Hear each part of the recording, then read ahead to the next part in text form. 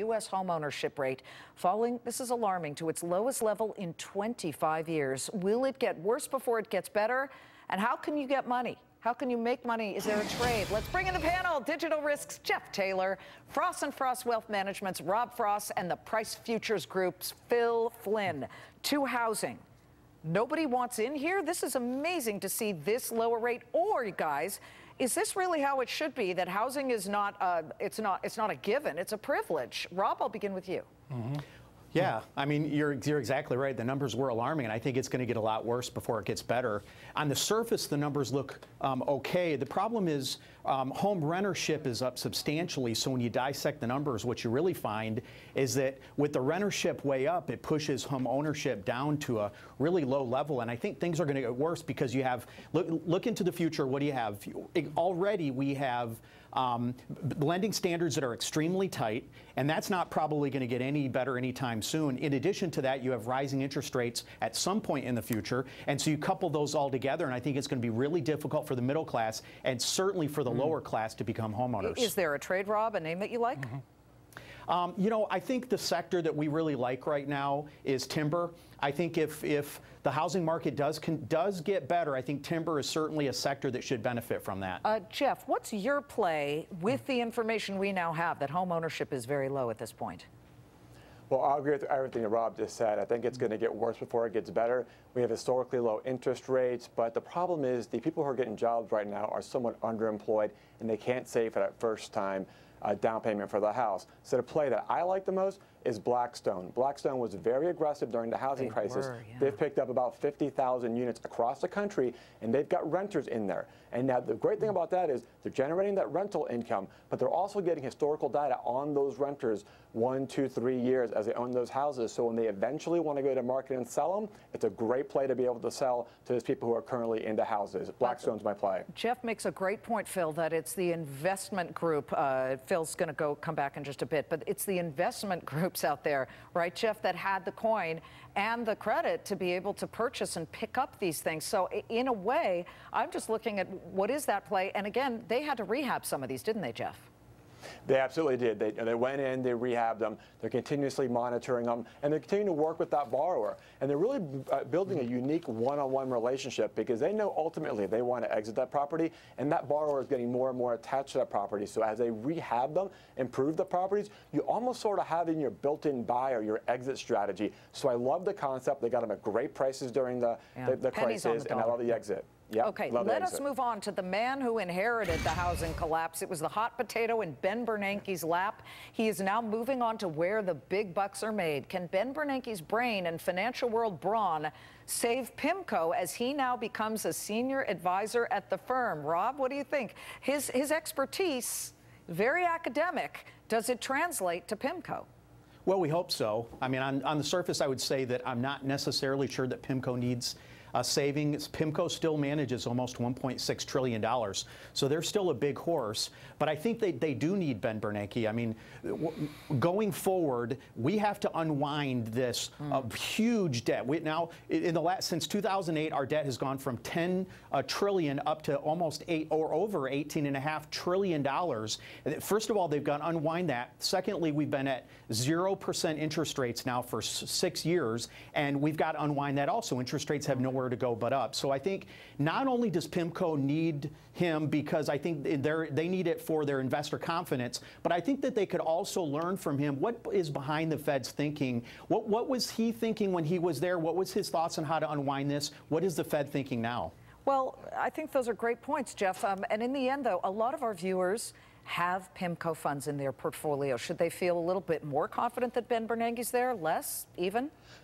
You know, actually, I think a little bit more, and I think to Rob's point, look, they have 1.6 trillion under management, but they did lose 125 billion, about a little bit less than 10% since bill growth is less. So they are suffering from some confidence factors. What Bernanke can really bring is that unique perspective, especially when it comes to how the housing market crashed. You know, PIMCO and other large investors right now, there's a shortage of bonds being created in the marketplace, but especially by housing market product. So as I know, as these guys look to buy whole loans, create their own securities, he knows better than anybody what went wrong, can advise on how to do it right, and he's going to instill a lot of confidence when they're trying to market those bonds in the market, in the open market. Hey, Liz. Yeah, hey, Liz, don't forget. Yeah, go ahead quickly. They've always brought on big names. They had Greenspan before him. They've always been willing to bring in big names to help build their profile, and I think certainly bringing on Big Ben was a big land for them. A thumbs up there. Still ahead with our panel. Twitter tumbles after a weak report. Which social media stock out there could stabilize your portfolio? Stay tuned. Twitter taking a pretty big hit after posting weaker than expected revenues yesterday. And in a very muddled release, the company also said that investors should, quote, reduce expectations for the remainder of the year.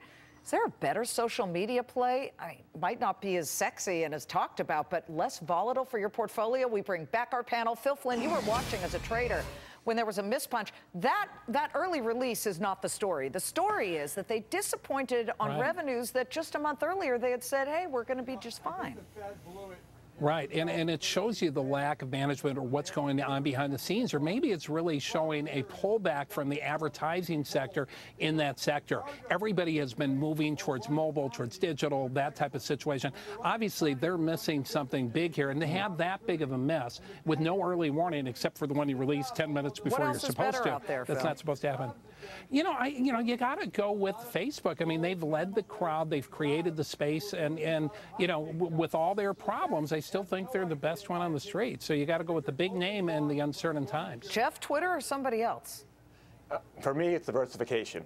Again, with social media changing so much the way that we digest information, honestly, I'd have a diversified portfolio. Twitter, I agree with Facebook, Instagram, Snapchat. You need to be diversified because you never know. Those advertising dollars are only so many out there. There are ETFs, Rob, that focus only on social media. Do you go that route? Well, you could. I mean, that's certainly one sector that you could look at, but I would echo Jeff's words. Diversification, diversification, diversification. Even with Twitter's big drop from their 52-week low, they're still up 44%.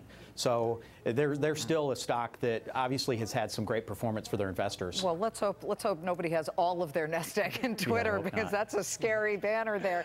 All right, online streaming service Hulu making one of its biggest programming acquisitions ever as it strikes such a pricey deal for the reruns of the iconic series Seinfeld. $700,000 per episode. What does this mean for Hulu, guys, which is a consortium of networks that have put their whole money together and their power, including Fox? Jeff?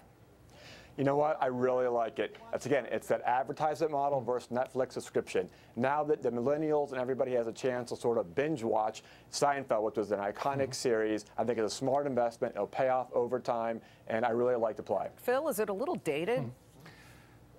You know what? No. I mean, Seinfeld is a classic. People will, I lived through it in the 90s. I mean, that was, but, I mean, right now, I mean, we're still using some of the taglines, yada, yada, yada, no Seinfeld for you. None of this. Right. I just personally, I don't watch it anymore, but I'm just glad it's off Crackle, because those commercials and Crackle drive me nuts. They turn up the volume 10 times. So I think it's a good investment. People who haven't seen the series are going to relive it, and they're going to love it. And you're going to be hearing those same type of lines that we were hearing during the 90s. Rob, what do you think? Hulu is really got some money behind it now to spend that much. $700,000 per episode. Amazing. Yeah.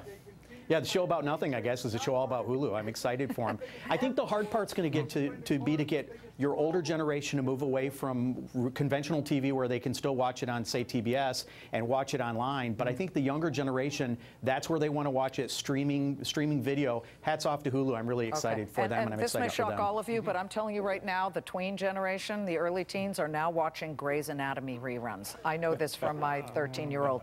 Yeah, it's suddenly, McDreamy is very hot, even though he got canned from the, and she said, don't tell me what happens to Dr. McDreamy. Jeff Taylor, Rob Frost, Phil Flynn, so lovely to see you. Thank you so much. Thank you. Thank you, Liz.